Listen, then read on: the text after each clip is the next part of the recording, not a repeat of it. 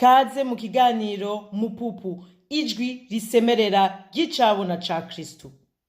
Ndabaramukije mwese turi kumwe uno munsi, izina ryanje ni Gahoza Nadege. Uno munsi nkaba nifuje kubayagira canke uko novyita kwintroduiza iki gikorwa nitiriye Mupupu. Mupupu ni ijambo rivuye mu kirimi citwa shewa kivugwa muri Malawi, kikaba kivukana n'ikindi citwa nyanja kivugwa mu bihugu nka Zambia, Zimbabwe, Mozambique eka na Afrika y'Epfo, Afrique du Sud. Mupupu rero ikaba isigura ngo uri icabona. Amen. Mu gifaransa ni tu es un témoin. Inkuru ya Mupupu kungene naje kuri iryo zina ritari kirundi, ritari gifaransa, ritari mu kirimi na kimwe mvuga, nzoyibabwira uko je yakiriye, uko je numvise inshitse. Hama mugabo kuri no munsi n'ukuri nshaka kuvuga ko nk'icabona sishoboye kubicabona c'uwundi asumba Kristo, sishoboye gushingira intahe y'ubuzima bwanje uwundi asumba canke atari Kristo wenyene, uwampaye ubuzima, uwampaye intsinzi, uwampaye n'ubu kuba nkikiringa kandi nguma niteze mfise ivyizigiro vy'intsinzi n'izindi. Donc nico gituma rero muri uno mwanya wa Mupupu hazoba umwanya mwumva ijwi ry'icabona ca Kristo. Nukuri nziko ntari jenyene, ariko numva ko tugiye gusa guseruka kuboneka aho twari turi twinyegeje canke tutaboneka, ariko ubu tuzokumvikana n'ijwi no mu myifato no mu ngira aho dushitse ikaba identite, ntibizina gusa mugabo akavuga ati izina ni ryo muntu. Amen. Iki gikorwa Mupupu cubakiye ku majambo abiri.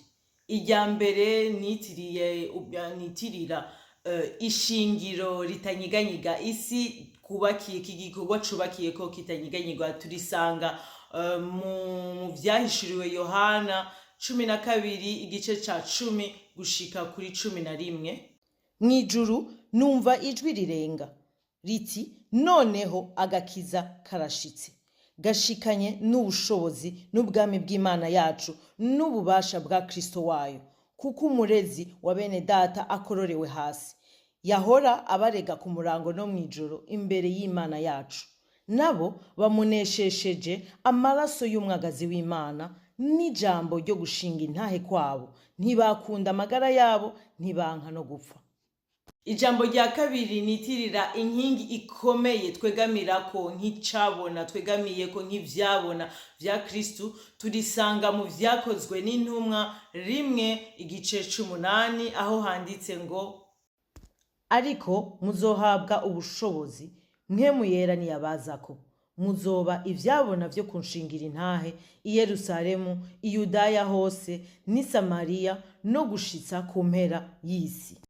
Uku Mupupu yubakiye, iki gikorwa Mupupu cubakiye kwishingiro kw'isi itanyiganyiga, ari ryo jambo Yesu Kristo. Tukaba dufise n'inkingi ikomeye dushobora kwama twegamirako, idushoboza, ariyo nita mpwemu. Niko numva nemejwe neza yuko tuzokwama tuba washaka n'ubu mu nzu, mu mababa, mu mahema ya Papa Imana yacu yo mwijuru. Nkuko inzu yubatse, isi tuhagazeko ni Yesu Kristo, aho twegamiye iyo bitugoye, iyo twumvise imiyaga ije, iyo twumvise tutazi ico twokora, iyo twumvise sisi inyiganyiga, isi yo irahagaze neza, ariko twebwe dushoboye kunyiganyiga rimwe kubera ivyo ducamwo canke ibintu abantu duhuye, ariko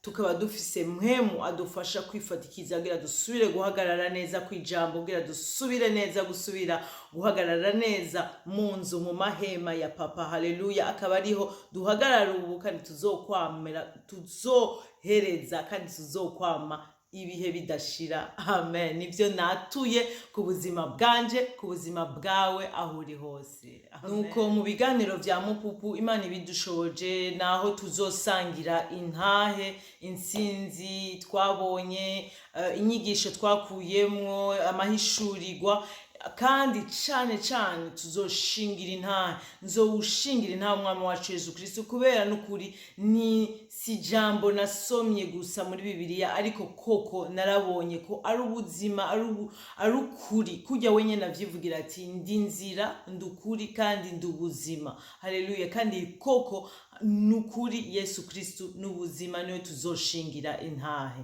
Amen. Nukuri basha harageze ko duhagarika juste kwikontenta, juste guhagararira yuko ego twarakiriye umwami wacu Yesu Kristo nk'umwami n'umukiza, turasoma Bibiliya, kandi ivyo ni vyiza cyane kuko ni naho bihera, ni naho urugendo rwacu na Kristo ruhera.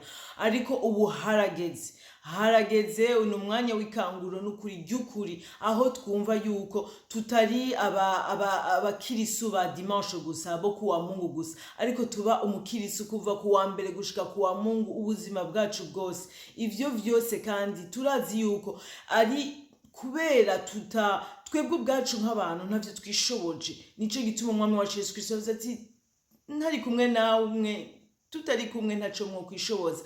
Ni naco gituma yadusigiye umufasha. Haleluya. Yadusigiye mpwemu yera, uwuza akadufasha, uwuza akaza akatwereka inzira, uwuza akaza kudufasha, uwo twegamirako iyo twanyiganyije tugashobora guhagarara, nk'uko nababwiye ko mu majambo abiri iki gikorwa mu pupu gihagazeko harimo inkingi y'ubushobozi idufasha iyo twanyiganyije, iyo imiyaga yaje tugashobora kwifatikizako kugira tugume duhagaze mu ijambo. Naho rero nukuri nsenga ko twemerera mpwemu aze kutwiyogereza, aze kutwinyukurira, aze kutwisigira amavuta mashasha. Nukuri aho tuba ntitube abatanga intahe gusa, ariko tube ubwacu intahe zigendera. Urazi aho twumva yuko tutakiba mu ijambo gusa, ariko ni ijambo riba muri twebwe, tukumva tubaye umwe n'ijambo. Haleluya. Aho tugera tugasa na Kristo, nukuri bakabona Nadege, bakabona ivugira izina ryawe, bakakubona bakavuga ati koko uwo n'umukirisu. Kuko umukirisu si ukuvuga gusa ngo ndaja mw'isengero ndatonda, naho noba ntonda kuva lundi gushika dimanche, ariko umukirisu no kuvuga ukwirikira n'ukwirikiza ivya Kristo. Amen. Ntivyoroshe, ntibiryoshe igihe cyose, ariko nukuri ndemezwa, ndafisemwo n'intahe, mugabo hariho n'ibindi nkikiriko ndavansa, sinje ngaha kubera nzi ngo vyose narabihejeje, vyose ndabizi, ariko ni kubera nabonye ivyamaze kuba, kandi numva n'ivyizigiro, kandi mbona yuko ubu hageze yuko tubisangiza, numva nshaka nukuri tubisangire, tubone ko iri jambo ari ry'umwami wacu Yesu Kristo, atari ijambo ryo gusoma gusa, mugabo ari ijambo ryo kubamwo, rikaba no muri twebwe, tukaba umwe, tugasa nawe nukuri, maze tugahesha icubahiro umwami wacu, papa wacu, Imana yacu yo yatugize ngo duse. Haleluya. Rero nk'ivyabona vya Kristo, icabona ca Kristo uri, icabona ca Kristo ndi, nsenga ko twokwama turangwa n'ibi bintu bitatu. Icambere kikaba ukuri ku mutima, sincérité de cœur, imbere y'Imana, kuri twebwe nyene, eka no ku bandi. Ica kabiri kikaba ukwicisha bugufi, humilité, imbere y'Imana n'imbere y'abandi.